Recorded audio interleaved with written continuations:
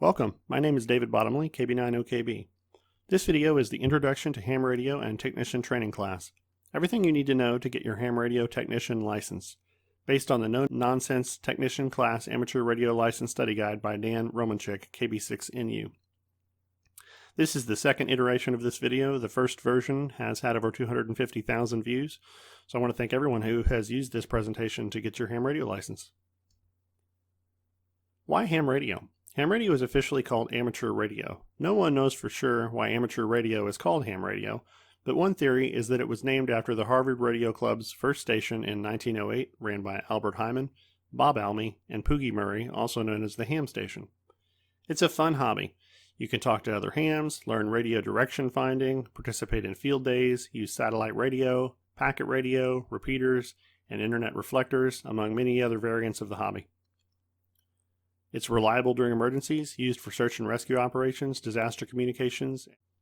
Amateur radio license classes available from the FCC include Technician, which is primarily VHF and UHF communication, which is what this course covers.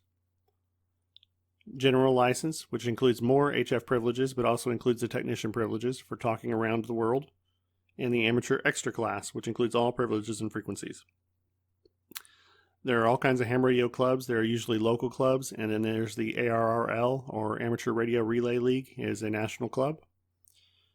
Modern handheld transceivers, or HTs, are now as little as $25. Back when I got into the hobby, it was more like $400 or $600 for a little handheld radio. So it's much more cost effective now to get into the hobby. So how do you get your license? Well, you take a test. You can Google ARRL exam locations to find an exam site near you, and you will typically go to this location. The cost is $15. It's coordinated by the ARRL and obviously coordinated with the FCC as well, and it's conducted by volunteers or volunteer examiners. If you fail, you can retake it by paying another fee. If you pass, you can take the test for the general and the amateur extra for free if you've studied ahead and you're comfortable with taking those tests as well. Doesn't cost you anything as long as you pass the first one. If you listen and learn everything I cover in this course, you will have what you need to pass the technician test. Items in bold are on the test, and it would definitely behoove you to pay attention and learn those. Practice your skills on hamstudy.org for free before you take the test, or purchase the hamstudy.org app on your phone. Basic electricity. Voltage is the electrical term for the electromotive force. The volt is the basic unit of electromotive force. About 12 volts is the amount of voltage that a mobile transceiver usually requires. Current is the name for the flow of electrons in an electric circuit. Electrical current is measured in amperes or amps. Direct current, or DC, is the name for a current that flows only in one direction, typically your car battery. Alternating current is the name for a current that reverses direction on a regular basis, typically the power in your home. Frequency is the term that describes the number of times per second that an alternating current reverses direction. Resistance is the term used to describe opposition to current flow in a circuit. The basic unit of resistance is the ohm, denoted by the symbol on the screen. Conductors are materials that conduct electrical current well, like copper. Insulators are materials that have a high resistance, like glass or plastic. The term that describes the rate at which electrical energy is used or generated is power. Electrical power is measured in watts. Ohm's law. These are the two formulas that you need to learn that are going to be on the test. Ohm's law is E equals IR, or energy in volts, equals current in amps times resistance in ohms. And another way to remember this formula is VCR, or volts, equals current times resistance. The power calculation formula for a DC circuit is P equals EI, or P equals IE is how I learned it. Power in watts equals energy in volts times I, which is current in amps. Another way to remember this formula is PVC, or power equals volts times current. So this is the easiest way that I've found to deal with Ohm's law and to keep it straight in your head. If you draw a circle and then you put PIE, just like that, for Ohm's law, EIR, that's going to make it very easy to do the calculations. So this is P equals IE is what this is, and E equals IR is what that is. But when it's drawn like this, all you really need to do is remember to block out the item that you don't have and then you can calculate the item between with the other items that you do have to get what you don't know. For example, let's say you need to know the amps in this circuit. You don't know it, but you've got the watts and the volts. So I'm going to cover that up, and all you need to do, because this is over top of the other one, it's telling you to divide. So watts divided by volts is going to tell you how many amps are in that circuit. Very simple. If you don't know the watts, for example, cover that up. These are right next to each other, so that's multiplication. So your amps times your volts, and that's going to tell you your watts. Pretty straightforward. Likewise over here, same exact thing. Let's say you don't know the ohms of resistance in this circuit. You're going to cover that up, and then you're going to do your volts divided by your amps, and that's going to give you your ohms. If you don't know, your volts, for example, you can cover that up, and you're going to do amps times ohms, and that's going to tell you the volts. So that makes it relatively straightforward, at least for me, to keep it in my head when you're doing the math for it. And I'm going to do just a couple of examples here that are actually on the test. There are several of these, so it definitely behooves you to remember these, to learn them. And they're not not terribly complicated to learn. It's just the two formulas. But basically, one of the examples that they have on the test is 13.8 volts times 10 amps, and they want to know how many watts that is. So we would take, let's go ahead and write it in up here. So I'm going to do 13.8 volts is what we know, and we know it's 10 amps. So we're going to cover this up, and we're going to multiply 10 times 13.8, and what is that? That's 138 watts. Problem solved. And then likewise over here, we have another problem with resistance in the equation. So the book basically asks you, it gives you 90 volts and 3 amps are the two pieces of information that it gives you. So we're going to write in 90 volts here and 3 amps.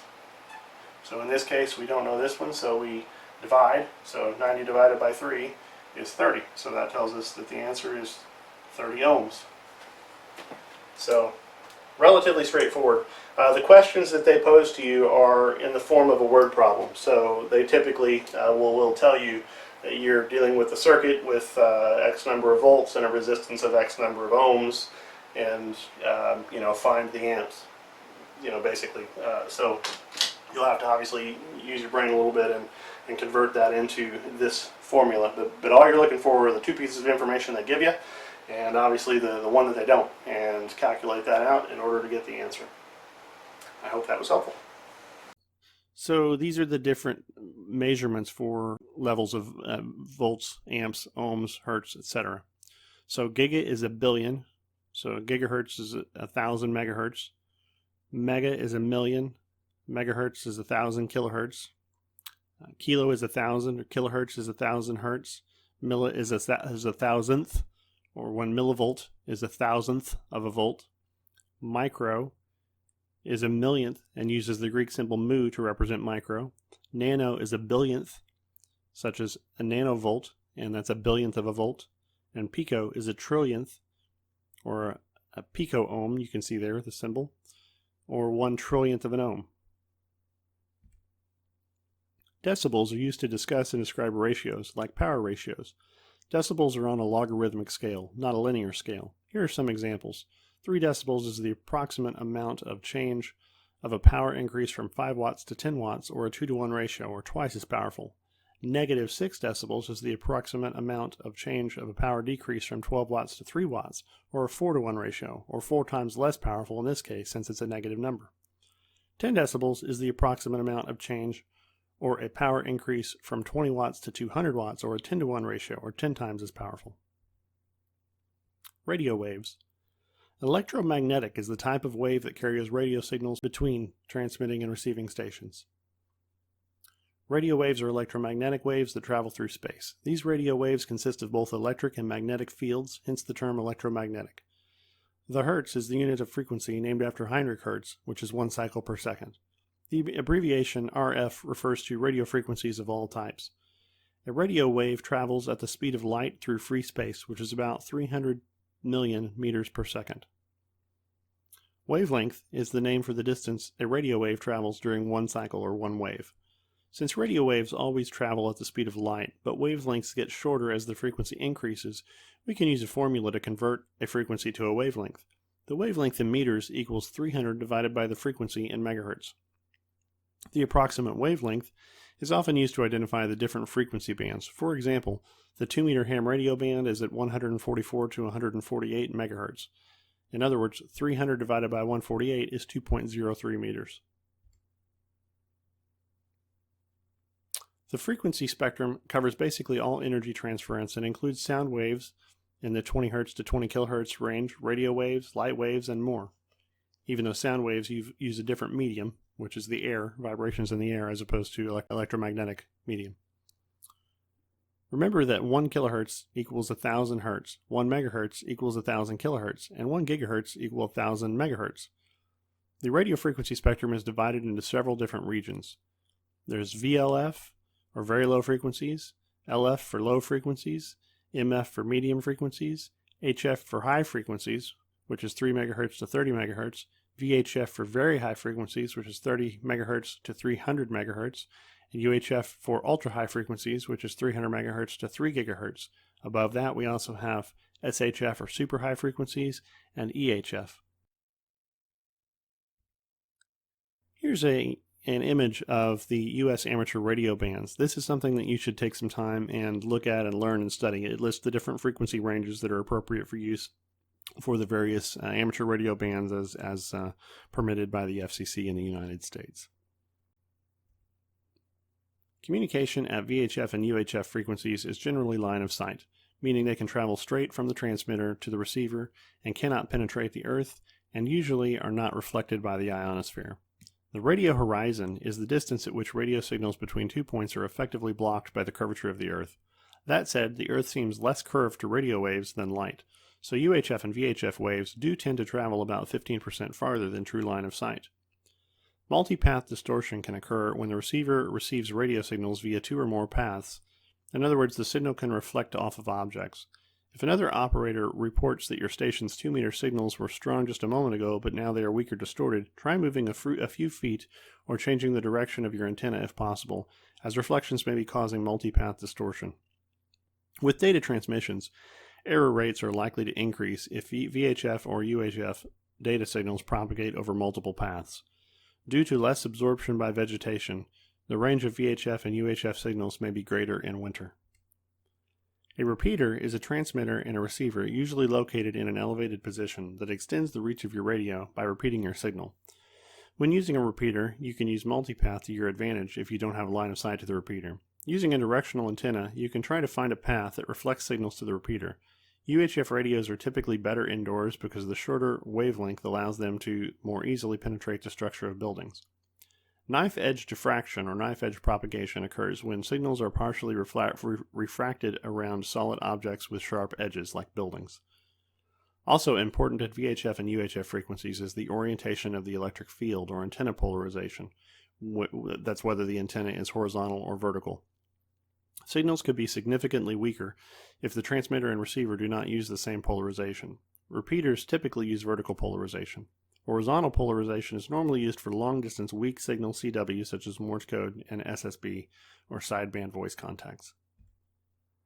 Picket fencing is the term commonly used to describe the rapid fluttering sound sometimes heard from mobile stations that are moving while transmitting.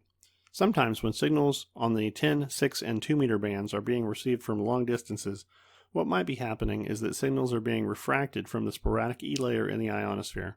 Sporadic E propagation is the most commonly associated with strong over-the-horizon signals on the 10, 6, and 2 meter bands. Other occasional phenomena at VHF frequencies include auroral reflection, meteor scatter, tropospheric scatter, and tropospheric ducting. When receiving VHF signals via auroral reflection, the signals exhibit rapid fluctuations in strength and often sound distorted. 6 meters is the band best suited to communicating via meteor scatter.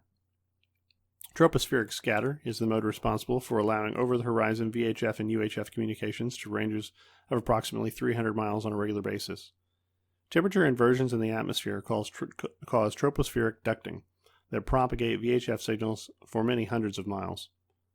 Fog and light rain will have little effect on 10 meter and 6 meter bands, as precipitation has little or no effect at lower frequencies. The ionosphere is the part of the atmosphere that enables the propagation of radio signals around the world. Long-distance ionospheric propagation is far more common on HF and thus is an advantage of HF versus VHF on higher frequencies. During the peak of the sunspot cycle, every 11 years, 6 or 10 meters may provide long-distance communications, as the lower HF frequencies regularly do. The best time for long-distance 10-meter band propagation via the F layer is from dawn to shortly after sunset during periods of high sunspot activity. The cause of irregular fading of signals from distant stations during times of generally good reception is random combining of signals arriving via different path lengths. Because long-distance communication that skips off the ionosphere often changes polarization, either vertically or horizontally polarized antennas may be used for transmission or reception when using skip. Without a ham radio license or otherwise commercially licensed, you are limited to a handful of relatively low-power radio communications in the United States, which include 49 MHz, which is very low-power short-range walkie-talkies or cordless telephones, 900 MHz, also some relatively low-power short-range cordless phones, etc. FRS is the family radio service, around 460 MHz UHF, limited to a half a watt power and relatively short range. CB radio, license-free, with a 4 watt limit, can communicate potentially many miles line of sight. MERS is the multiple use radio system at around 150 MHz VHF, also up to several miles. GMRS is the general mobile radio service, and that requires an FCC license, but does give you more power and range than regular FRS, and it uses similar and even shares some frequencies with the FRS system. Can communicate potentially several miles line of sight. And if you want more capabilities than this, that's what we're talking about getting your ham radio license. A resistor is the electrical component used to oppose the flow of current in a DC circuit. Most resistors have a fixed value in ohms, which is the resistance. A variable resistor is called a potentiometer, often used to adjust volume by varying the resistance. A capacitor is an electrical component with 2 or more conductive surfaces separated by an insulator. Its job is to store energy in an electric field. Capacitance is the ability to store this energy, and it's measured by the farad. An inductor stores energy in a magnetic field and is usually composed of a coil of wire. The ability to store energy in a magnetic field is inductance, and it's measured by a unit called the Henry. A switch is an electrical component used to connect or disconnect electrical circuits. A fuse is an electrical component used to protect other circuit components from overloads. A battery is a device that stores electrical energy chemically. Some batteries, like the carbon-zinc battery, are not rechargeable. Some rechargeable battery technologies are nickel metal hydride, lithium ion, and lead acid gel cell. A diode is an electronic component that allows current to flow in only one direction. Diodes have 2 electrodes, an anode and a cathode. A semiconductor diode's cathode lead is usually identified with a stripe. Light-emitting diodes, or LEDs, are a type of diode that emits light when current flows through them. LEDs are often used as a visual indicator. A switch is an electrical component used to connect or disconnect electrical circuits. A transistor is an electrical component capable of using a voltage or current signal to control current flow, such as amplifying a signal. The transistor can be used as either an electronic switch or amplifier. Gain is the term that describes the device's ability to amplify a signal. A transistor is made of 3 layers of semiconductor material. A transistor can be the primary gain-producing component in an RF power amplifier. There are 2 types of bipolar junction transistors. PNP has 2 P layers and 1 N layer, giving it a net positive charge, and NPN has 2 layers and 1 P layer, giving it a net negative charge. Both types consist of 3 electrodes, an emitter, a base, and a collector. A field effect transistor, or FET, also has 3 electrodes, a source, a gate, and a drain. A schematic is the name of an electrical wiring diagram that uses standard component symbols in an electrical wiring diagram. These symbols represent electrical components. The way components are interconnected is accurately represented in electrical circuit schematic diagrams. Figure T1 is a schematic diagram of a lamp that turns on when positive charge is applied to the input. Component 1 is a resistor that limits the input current. Component 2 is a transistor that controls the flow of current to the lamp, or turns it on and off. Component 3 is the lamp. Component 4 is the battery. In figure T2, a simple power supply, component 3 is a single-pole, single-throw switch that turns the power supply on and off. Component 4 is a transformer, which is commonly used to change 120 volts AC house current to a lower AC voltage for other uses. A rectifier diode, such as component 5, changes AC into varying DC signals. Component 6 is a capacitor. In this case, its job is to filter the 60 Hz component of the rectified AC. Component 8 is a light-emitting diode to light up when the power supply is on. Component 9 is a variable resistor whose purpose is to limit output current. In figure T3, the output circuit of a transmitter, component 3 in figure T3 is a variable inductor, which is used in conjunction with a capacitor to make a tuned circuit. Component 4 is an antenna. An inductor and a capacitor connected in series or parallel to form a filter is a simple resonant or tuned circuit. A series circuit is a type of circuit in which the current is the same through all components. The current is unchanged at the junction of the two components in the series circuit. The voltage across each of the two components in series with a voltage source is determined by the type and value of the components. A parallel circuit is a type of circuit in which the voltage is the same across all components. The voltage across each of the two components in parallel with the voltage source is the same as the voltage source. The current across each of the two components in parallel is divided between them dependent upon the value of the components. A relay is an electrically controlled switch. A meter can be used to display electrical quantity as a numeric value. An integrated circuit is the name of a device that combines several semiconductors and other components into one package. ICs may perform analog or digital functions. One type of analog integrated circuit is a voltage regulator. A regulator is the type of circuit that controls the amount of voltage from a power supply. When connecting circuits together, sometimes we use conductors with a shield around them that is connected to ground. This is typically to prevent coupling of unwanted signals to or from the wire. A horizontally polarized antenna is one that is parallel to the Earth, while a vertical antenna is perpendicular to the Earth. A half-wave dipole antenna is a simple antenna that measures roughly half a wavelength end to end. The direction that radiation is strongest from a half-wave dipole antenna in free space is broadside to the antenna. Due to stray capacitance from objects near the antenna, including the ground, a typical dipole is actually about 5% shorter than half a wavelength. For example, the approximate length of a 6-meter half-wave dipole is 112 inches. To make a dipole resonant on a higher frequency, you would shorten it. While a dipole is usually horizontally polarized, a popular vertically polarized antenna is the quarter-wave vertical. The approximate wavelength of a vertical antenna for 146 MHz is 19 inches. Antennas can be shortened by using a loading coil, which is to insert an inductor in the radiating portion of the antenna to make it electrically longer.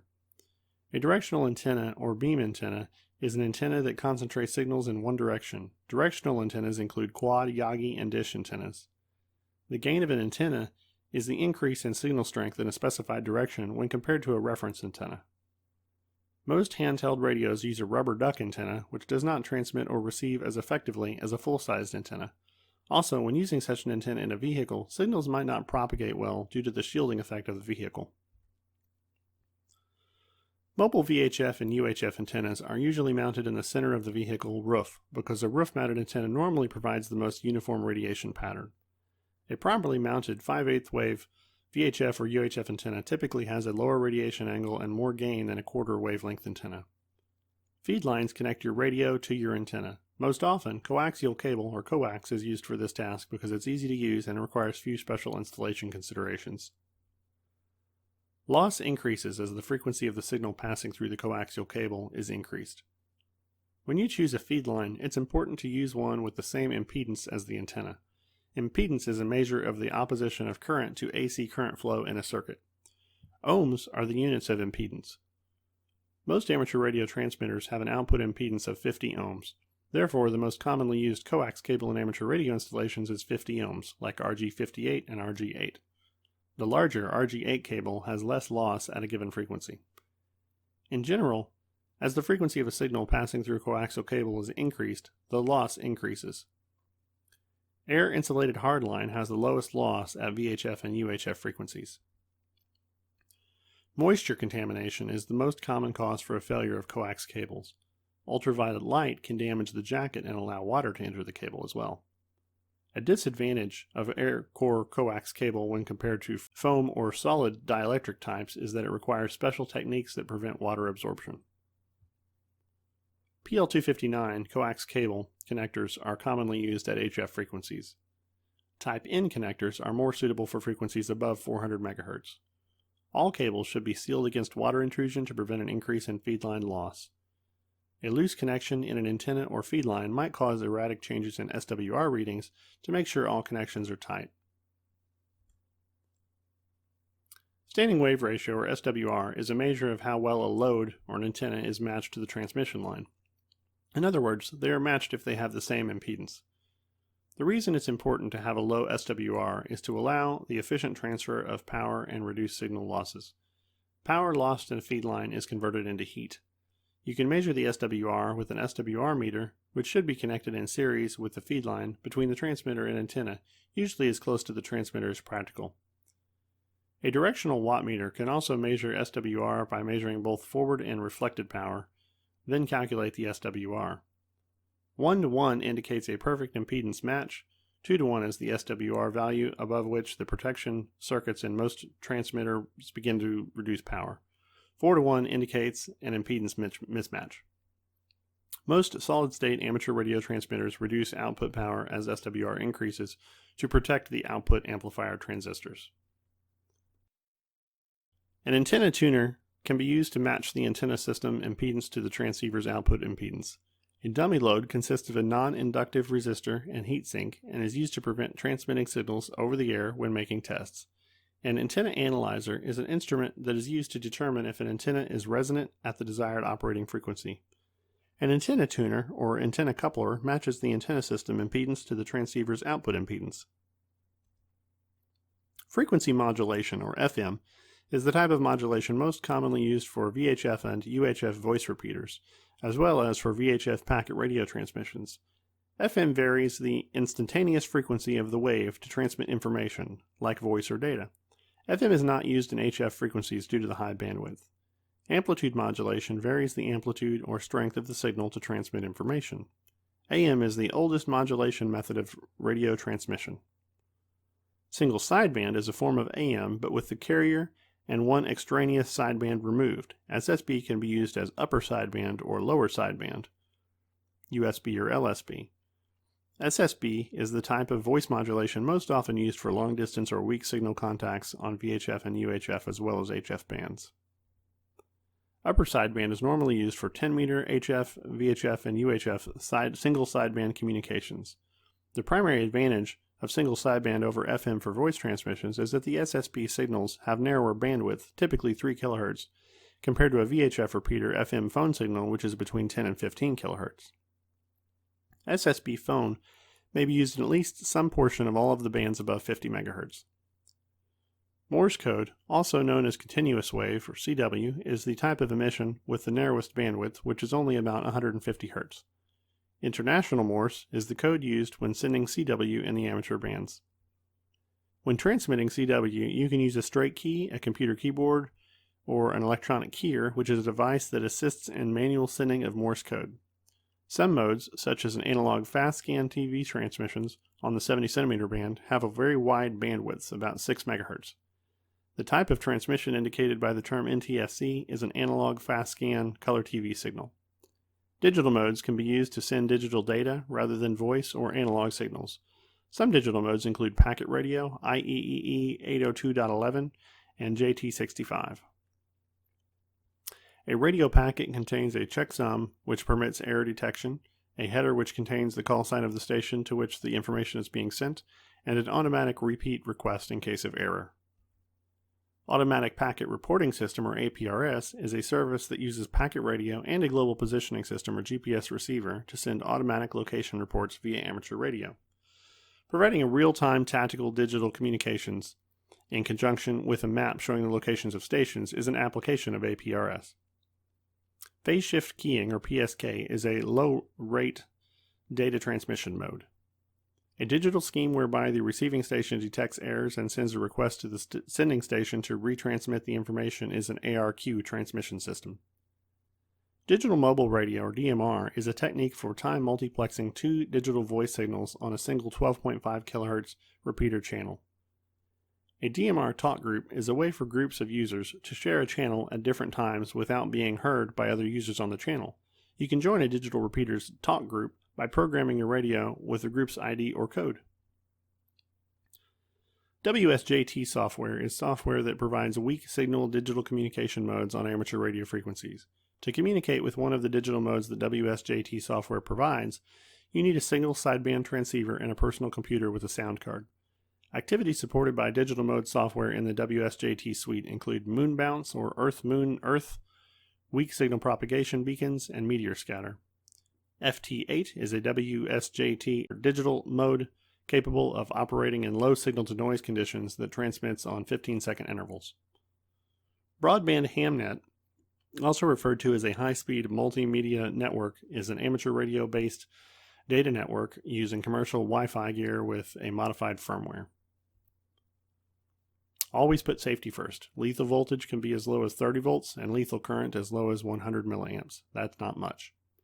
Current flowing through the body can also cause health hazards by heating tissue, disrupting the electrical functions of cells, and causing involuntary muscle contractions.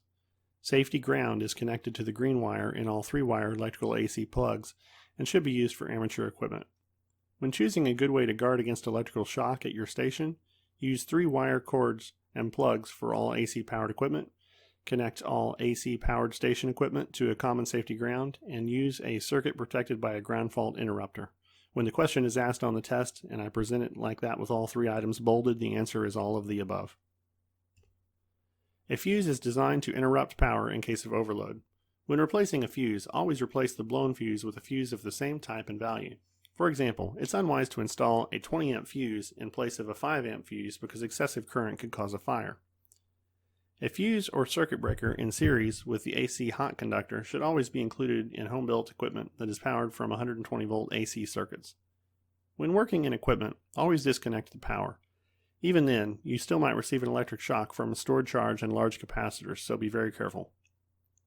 With regard to a battery, shorting the terminals can cause burns, fire, or an explosion. Explosive gas can collect if not properly vented, and if a lead-acid storage battery is charged or discharged too quickly, the battery could overheat and give off flammable gas or explode. When putting up an antenna tower, always look for and stay clear of any overhead electrical wires. Make sure that any antenna is far enough from power lines that if the antenna falls unexpectedly, no part of it can come closer than 10 feet to the power lines. Also, don't attach any antenna to a utility pole, as the antenna could contact high voltage power wires. Position the antenna so that no one can touch it while you are transmitting. If a person accidentally touched your antenna while you were transmitting, they might receive a painful RF burn. A safety wire through a turnbuckle used to tension guide lines is used to prevent loosening of the guide line from vibration. When installing a tower, use a gin pole, which is designated to lift tower sections or antennas. At all times, when any work is being done on the tower, members of a tower work team should wear hard hat and safety glasses.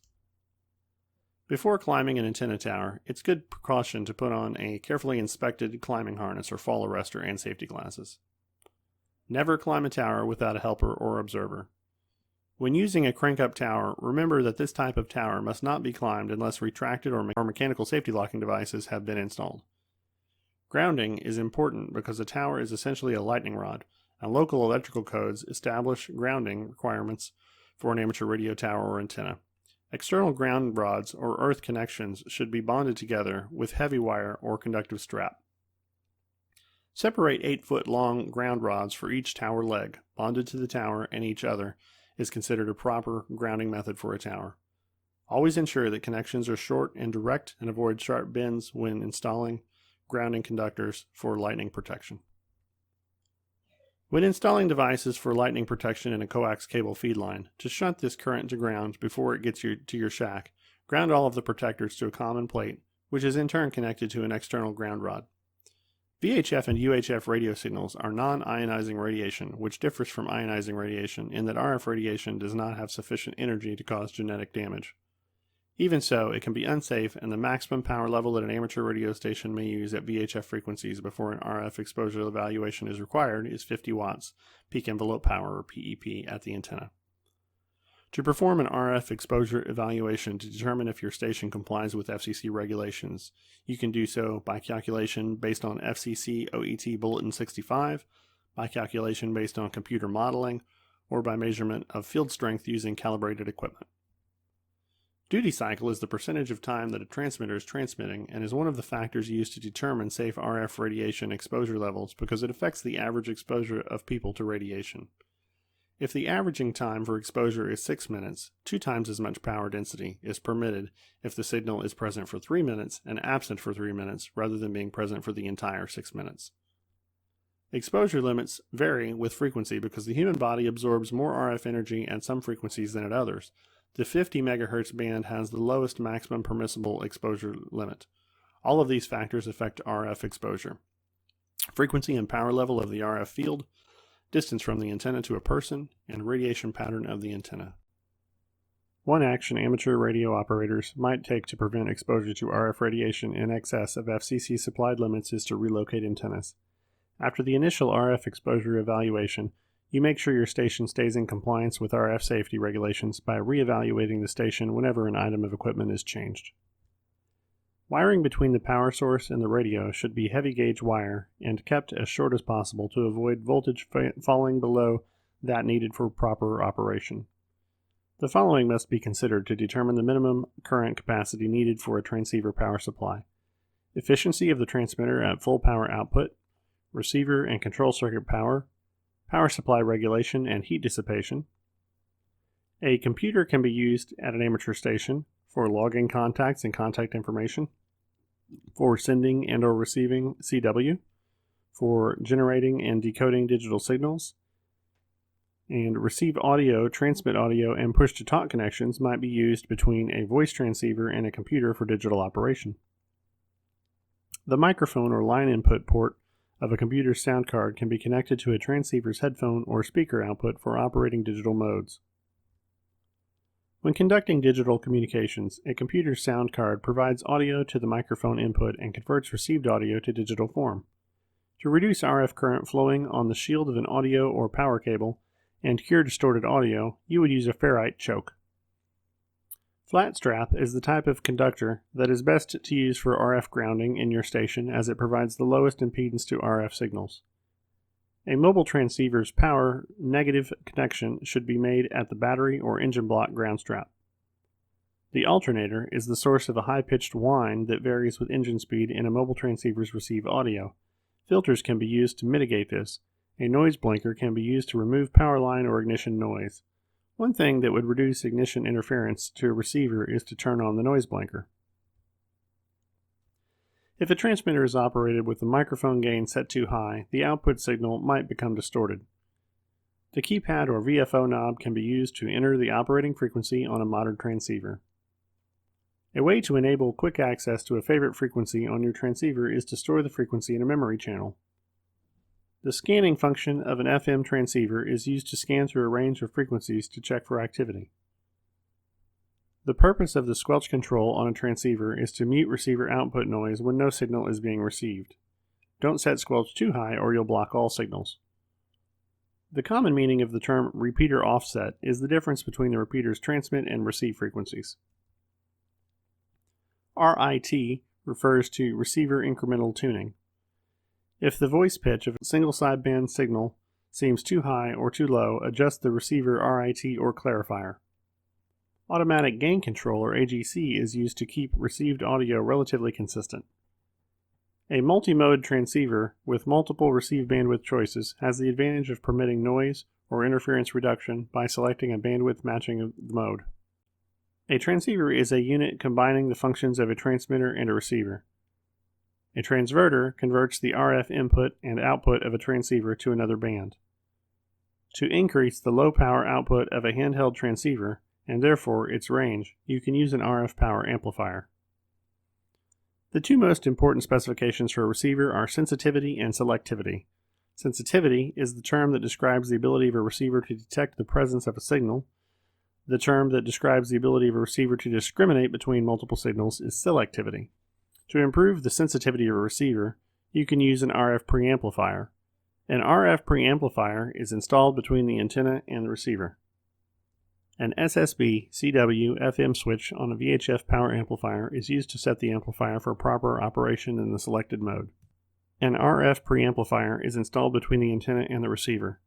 A mixer is used to convert a radio signal from one frequency to another. An oscillator is the name of a circuit that generates a signal of a desired frequency. Modulation is the term that describes combining speech with an RF carrier signal. A few causes of radio frequency interference are fundamental overload, harmonics, or spurious emissions. If someone tells you that your station's transmissions are interfering with their radio or TV reception, you should first make sure that your station is functioning properly and that it does not cause interference to your own radio or television when it is tuned to the same channel or frequency. The first step to resolve cable TV interference from your ham radio transmission is to be sure all TV coaxial connectors are installed properly. When a receiver is unable to reject strong signals outside the AM or FM band, it can cause a broadcast AM or FM radio to receive an amateur radio transmission unintentionally. One way to reduce or eliminate the overloading of a non-amateur radio or TV receiver by an amateur signal is to block the amateur signal with a filter at the antenna input of the affected receiver. A band reject filter can be used to reduce overload to a VHF transceiver from a nearby FM broadcast station. One way to reduce or eliminate interference by an amateur transmitter to a nearby telephone is to put an RF filter on the telephone, but I don't know anybody who uses landline telephones anymore. Consider some or all of these devices to mitigate an interference problem. Snap-on ferrite chokes, low pass and high pass filters, or band reject and band pass filters. Your neighbors may have wireless devices, sometimes called Part 15 devices, that can interfere with your station. A Part 15 device is an unlicensed device that may emit low-powered radio signals on frequencies used by a licensed service. If something in your neighbor's house is interfering with your station, work with your neighbor to identify the offending device. Politely inform your neighbor about the rules that require him to stop using the device if it causes interference, and check your station and make sure it meets the standards of good amateur practice.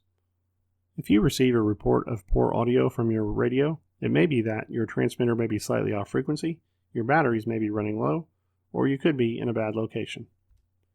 Symptoms of RF feedback in a transmitter or receiver would include reports of garbled, distorted, or unintelligible voice transmissions. If you were told your FM handheld or mobile transceiver is over-deviating, you should talk farther away from the microphone. Voltage and resistance are two measurements commonly made using a multimeter. You use a voltmeter to measure electric potential or electromotive force. The correct way to connect a voltmeter to a circuit is in parallel with the circuit. When measuring high voltages with a voltmeter, one precaution you should take is to ensure that the voltmeter and leads are rated for use at the voltages to be measured. An ohm meter is the instrument used to measure resistance. When measuring circuit resistance with an ohm meter, ensure that the circuit is not powered. Attempting to measure voltage when using the resistance setting might damage a multimeter. What is probably happening when an ohm meter connected across a circuit initially indicates a low resistance and then shows increasing resistance with the time is that the circuit contains a large capacitor. An ammeter is the instrument used to measure electric current and is usually connected to a circuit in series with the circuit. Learning how to solder is an important skill for amateur radio operators. Rosin core solder is best for radio electronic use. A grainy or dull surface is the characteristic appearance of a cold solder joint. As previously discussed, a repeater station is the type of amateur station that simultaneously retransmits the signal of another amateur station on a different channel or channels. Auxiliary, repeater, or space stations can automatically retransmit the signals of other amateur stations. A linked repeater network is a network of repeaters where signals received by one repeater are repeated by all the repeaters. Repeaters receive on one frequency and transmit on another. You program your radio so that it receives on the repeater's transmit frequency and transmits on the repeater's receive frequency. The difference between the transmit frequency and the receive frequency is called the repeater frequency offset. Plus or minus 600 kHz is the most common repeater frequency offset in the 2-meter band. Plus or minus 5 MHz is a common repeater frequency offset in the 70 centimeter band. Duplex operation is used to describe operating using repeaters because you're transmitting and receiving on two different frequencies. When the stations can communicate directly without using a repeater, you should consider communicating via simplex rather than a repeater. Simplex communication is the term used to describe an amateur station that is transmitting and receiving on the same frequency. To help amateurs operating simplex find one another, frequencies on each band have been set aside as national calling frequencies. 446.0 MHz is the national calling frequency for FM simplex operations in the 70 centimeter band. 146.52 MHz is the national calling frequency for FM simplex operation in the 2 meter band. These frequencies exist so that stations within mutual communications range can communicate without tying up a repeater. Because repeaters often operate in environments where there is a lot of interference, they are programmed not to operate unless the station they are receiving is also transmitting a subaudible tone of a specific frequency. These tones are sometimes called PL, short for private line tones, or CTCSS, short for continuous tone-coded squelch system tones. CTCSS is the term used to describe the use of a subaudible tone transmitted with normal voice audio to open the squelch of a receiver. If your radio has not been programmed to transmit the proper subaudible tone when you transmit, the repeater will not repeat your transmission. If you are unable to access a repeater whose output you can hear, the issue could be improper transceiver offset. The repeater may require a proper CTCSS tone from your transceiver, or the repeater may require a proper DCS tone from your transceiver. If a station is not strong enough to keep a repeater squelch open, listening on the repeater input frequency might allow you to receive the station calling the repeater. It is also the most common use of the reverse split function of a VHF-UHF transceiver. If a repeater user says your transmissions are breaking up on voice peaks, you're talking too loudly. When using a repeater, say your call sign to indicate that you are listening. For example, KB9OKB listening. To call someone on a repeater, say the station's call sign followed by your own call sign. For example, KB9OPV, KB9OKB. On the HF bands, when you want to contact another station, you call CQ. That is to say, you would say something like CQ, CQ, CQ, this is Kilo Bravo 9, Oscar Kilo Bravo. The meaning of the procedural signal CQ is calling any station. When choosing a frequency to call CQ, listen first to be sure that no one else is using the frequency, ask if the frequency is in use, and make sure you are in your assigned band. When responding to a call of CQ, you should transmit the other station's call sign followed by your call sign. An amateur operator must properly identify the transmitting station when making on-air transmissions to test equipment or antennas. When making a test transmission, station identification is required at least every 10 minutes during the test and at the end of the test. As a technician, you will be able to operate Morse code on certain portions of the 80 meter, 40 meter, 15 meter, and 10 meter bands. To shorten the number of characters sent during a CW contact, amateurs often use 3-letter combinations called Q signals. QRM is the Q signal used to indicate that you are receiving interference from other stations. The Q signal used to indicate that you are changing frequency is QSY. While consulting a band plan before operating is a good idea, realize that a band plan is a voluntary guideline for using different modes or activities within an amateur band. Regarding power levels used in these amateur bands under normal, non-distress circumstances, FCC rules state that, while not exceeding the maximum power permitted on any given band, use the minimum power necessary to carry out the desired communication. When two stations transmitting on the same frequency interfere with each other, common courtesy should prevail, but no one has the absolute right to an amateur frequency. When identifying your station when using phone, use of a phonetic alphabet is encouraged by the FCC, such as the NATO phonetic alphabet to the right: Alpha, Bravo, Charlie, Delta, Echo, Foxtrot, Golf Hotel, India, Juliet, Kilo, Lima, Mike, November, Oscar, Papa, Quebec, Romeo, Sierra, Tango, Uniform, Victor, Whiskey, X-Ray, Yankee, Zulu.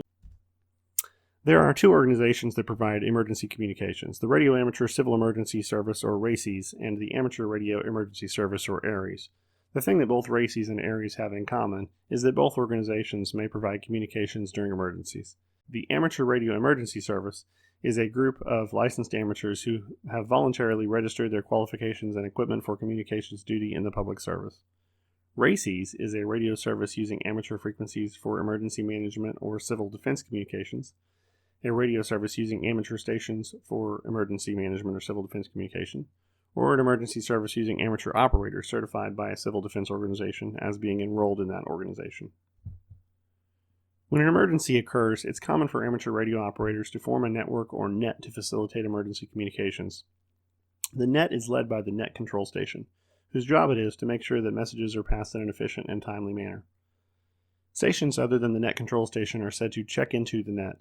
An accepted practice for an amateur operator who has checked into an emergency traffic net is to remain on frequency without transmitting until asked to do so by the net control station.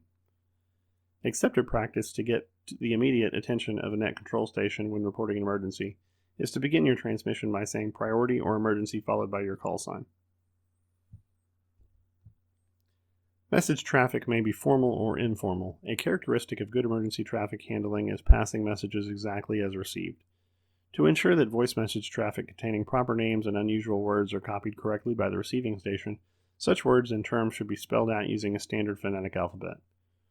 Formal traffic messages consist of 4 parts: the preamble, address, text, and signature. The preamble in a formal traffic message is the information needed to track the message as it passes through the amateur radio traffic handling system. Part of the preamble is the check. The check is a count of the number of words or word equivalents in the text portion of the message. The address is the name and address of the intended recipient. The text is the message itself, and the signature is the part of the message that identifies the originator of the message. FCC rules always apply to the operation of an amateur station. Amateur station control operators are permitted to operate outside the frequency privileges of their license class only if necessary in situations involving the immediate safety of human life or protection of property. The following modes of transmission are commonly used by amateur radio satellites: SSB, FM, and CW or data. The impact of using too much effective radiated power on a satellite uplink is blocking access by other users. To judge whether your uplink power is right, your signal strength on the downlink should be about the same as the beacon. Often, the uplink frequency and downlink frequency are in different amateur bands. For example, when a satellite is operating in mode UV, the satellite uplink is in the 70 centimeter or UHF band and the downlink is in the 2 meter or VHF band. Any amateur holding a technician or higher class license may make contact with an amateur station on the International Space Station using 2 meter and 70 centimeter band amateur radio frequencies. When used to describe an amateur satellite, the initials LEO mean that the satellite is in a low Earth orbit. A satellite beacon is a transmission from a satellite that contains status information, typically information regarding the health and status of the satellite. Anyone who can receive the telemetry signal may receive telemetry from a space station. FM packet is a commonly used method of sending signals to and from a digital satellite. A satellite tracking program can be used to determine the time period during which an amateur satellite or space station can be accessed and provide maps showing the real-time position of the satellite track over the Earth, the time, azimuth, and elevation of the start, maximum altitude, and end of a pass, the apparent frequency of the satellite transmission, including effects of Doppler shift. The Keplerian elements are inputs to a satellite tracking program.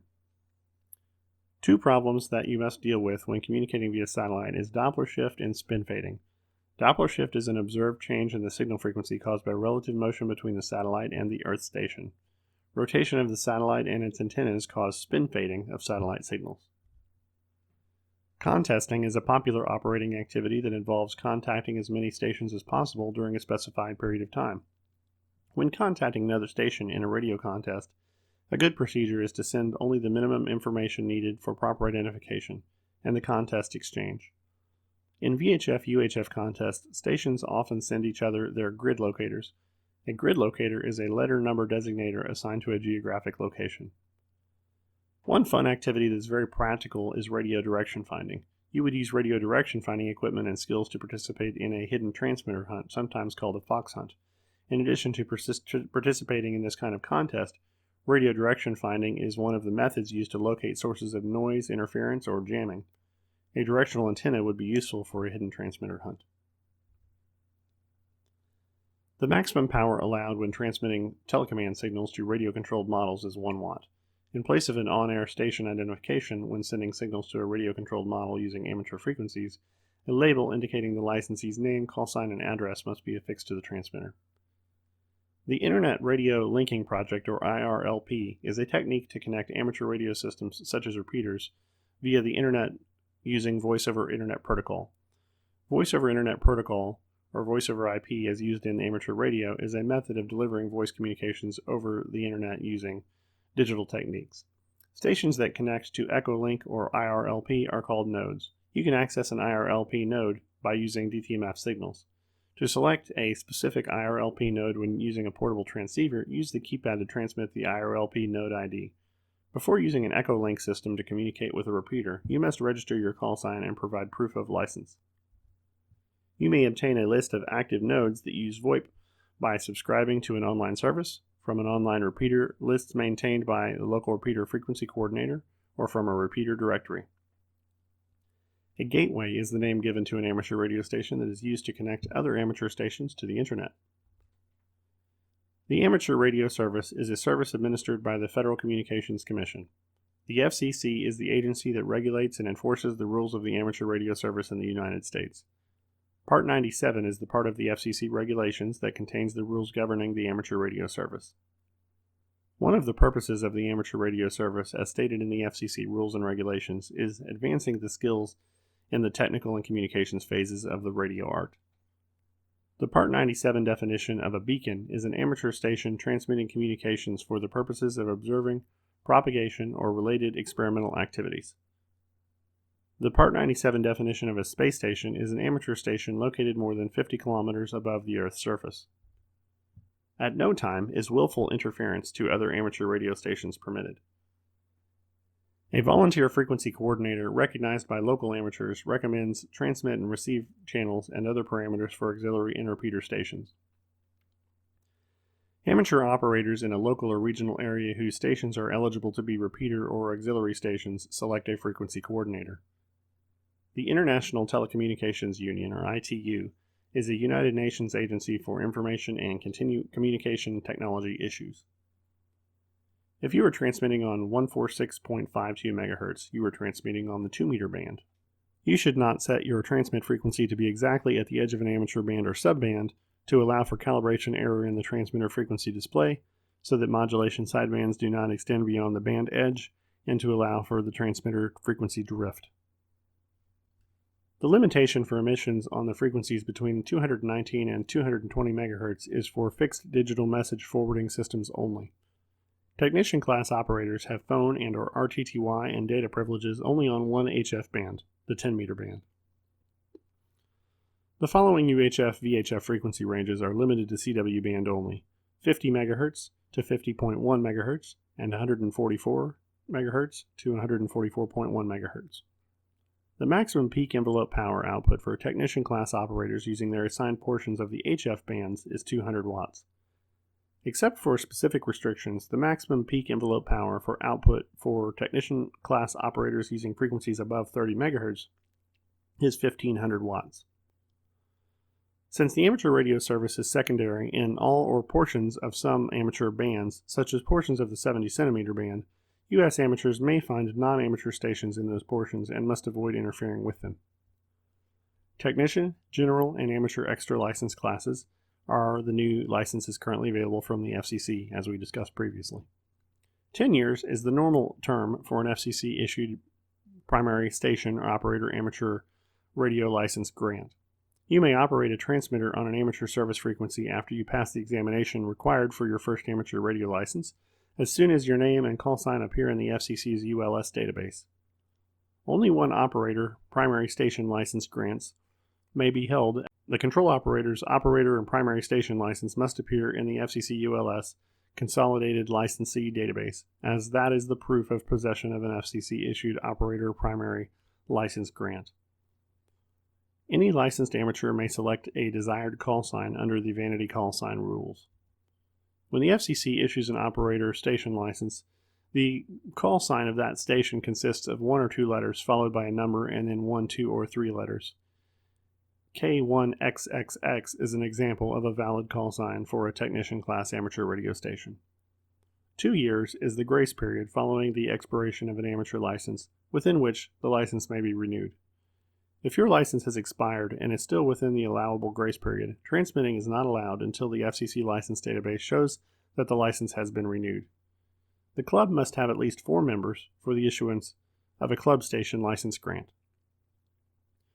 When correspondence from the FCC is returned as undeliverable because the grantee failed to provide and maintain a correct mailing address with the FCC, revocation of the station license or suspension of the operator license may result. When the foreign country authorizes it, you are allowed to operate your amateur station in a foreign country. An FCC licensed amateur station may transmit from any vessel or craft located in international waters and documented or registered in the United States, providing you have the permission of the captain. Any such language is prohibited that may be considered obscene or indecent. An amateur station may only transmit music using a phone emission when incidental to an authorized retransmission of manned spacecraft communications. Only when transmitting control commands to space stations or radio control craft is it permissible to transmit messages encoded to hide their meaning. FCC licensed amateur stations are prohibited from exchanging communications with any country whose administration has notified the ITU that it objects to such communications, but there are none of those at this time. Amateur radio operators may not use their stations to make money except in some very special circumstances. For example, the control operator of an amateur station may receive compensation for operating the station only when the communication is incidental to classroom instruction at an educational institution. Amateur radio operators may use their stations to notify other amateurs of the availability of equipment for sale or trade, but only when the equipment is normally used at an amateur station and such activity is not conducted on a regular basis. All amateur communications must be station to station. That is to say, amateur radio operators may not broadcast. The term broadcasting in the FCC rules for the amateur services means transmissions intended for reception by the general public. Only when transmitting code practice, information bulletins, or transmissions necessary to provide emergency communications may an amateur station engage in broadcasting. Amateur stations are authorized to transmit signals related to broadcasting, program production, or news gathering, assuming no other means is available, only where such communications directly relate to the immediate safety of human life or protection of property. One-way transmissions may only be made when transmitting code practice, information bulletins, or transmissions necessary to provide emergency communications. Communications incidental to the purposes of the amateur service and remarks of a personal character are the type of international communications that are permitted to an FCC licensed amateur station. The FCC presumes the station licensee to be the control operator of an amateur station unless documentation to the contrary is in the station records. An amateur station is never permitted to transmit without a control operator. The station licensee must designate the station control operator. When the control operator is not the station licensee, the control operator and the station licensee are equally responsible for the proper operation of the station. The control operator of the originating station is accountable should a repeater inadvertently retransmit communications that violate the FCC rules. The class of operator license held by the control operator determines the transmitting privileges of an amateur station. At no time, under normal circumstances, may a technician class licensee be the control operator of a station operating in an exclusive extra-class operator segment of the amateur bands. Any amateur whose license privileges allow them to transmit on the satellite uplink frequency may be the control operator of a station communicating through an amateur satellite or space station. Two related concepts are the control type and control point. An amateur station control point is the location at which the control operator function is performed. Local control is the type of control being used when transmitting using a handheld radio. Operating the station over the internet is an example of remote control as defined in Part 97. Repeater operation is an example of automatic control. The following are true of remote control operation. The control operator must be at the control point, the control operator is required at all times, and the control operator indirectly manipulates the controls. A station is required to transmit its assigned call sign at least every 10 minutes during and at the end of a communication. The only time an amateur station may transmit without identifying is when transmitting signals to control a model craft. The English language is the only acceptable language for use for station identification when operating in a phone subband. Sending the call sign using CW or phone emission is the required method of call sign identification for a station transmitting phone signals.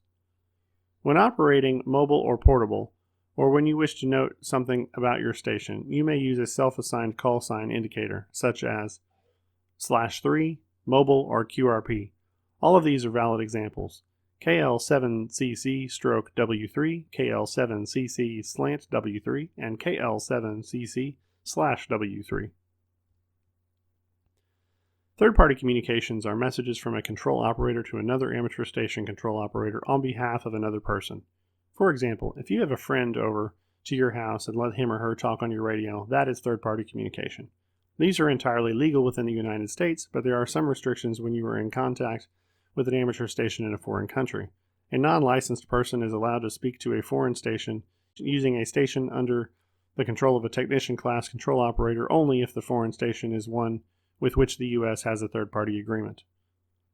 The station licensee must make the station and its records available for FCC inspection at any time upon request by an FCC representative. And that's it. Congratulations, you have survived.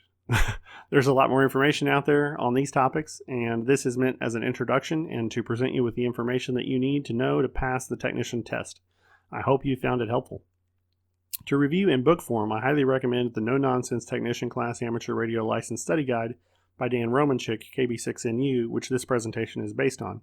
He also has guides for the general and extra classes available at a nominal cost, and I highly recommend them. I also highly recommend studying the flashcards and practice tests at www.hamstudy.org or purchasing their mobile device apps. If you found this presentation helpful, please like and subscribe to my channel and support me on Patreon by following the link in the description below. Thank you very much, and best of luck with your test.